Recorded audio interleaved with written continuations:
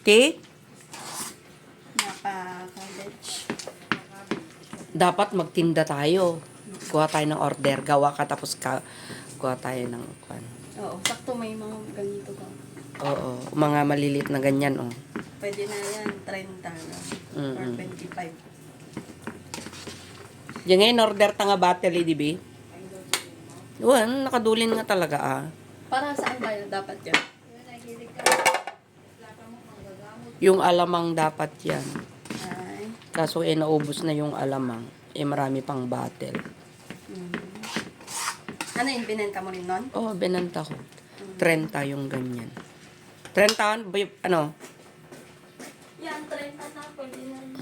Oo, gawa tayo tapos ibenta natin ay. Wala na bongso.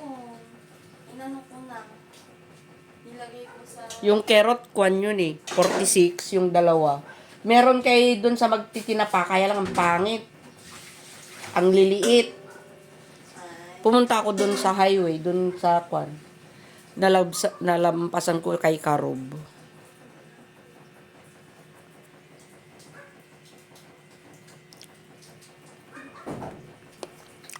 Sarap talaga.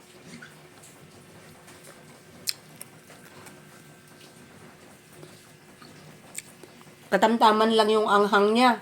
Oo. Hindi kasi talaga maanghang yung chili na binili ni Kiki. Sinong bumili? Si GK. Saan niya binili? Sa Korean market na bibili na.